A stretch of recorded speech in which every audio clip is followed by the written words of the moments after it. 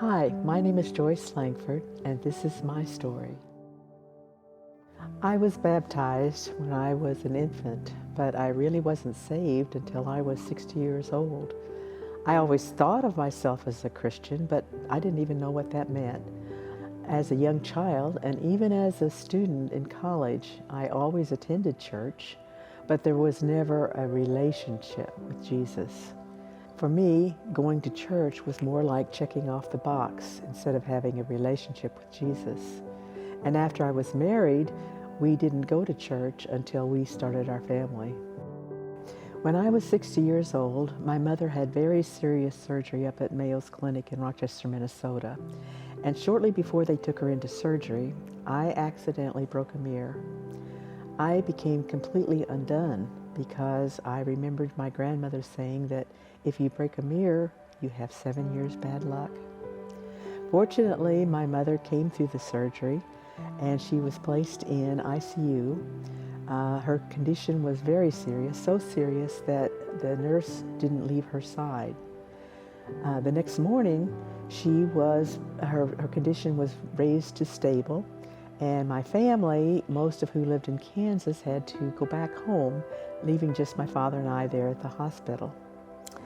Around midnight, the doctors came out and told us that they could actually hear my mother's lung cells dying, and they didn't think she would make it through the night. I went out into the hall and I started praying, and almost immediately, Jesus appeared to me. I think I saw him. I say I saw him, but it could have been my imagination. But what was not my imagination, what was very real, was the presence that was all around me. It was so real, and it gave me such peace. My mother not only lived through the night, but she lived for several more years. I immediately came back, well, as soon as she was able to travel, I immediately came back to Richardson, and I joined Bible Study Fellowship. And God has allowed me to not only teach the Bible and teach it in Sunday school. I'm a group leader at Bible Study Fellowship, and I have been for more than 20 years. But God has changed me more than just a desire to teach others about Him.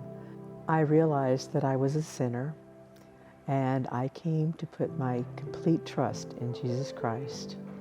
He made a way for me to be saved because He died on the cross in my place.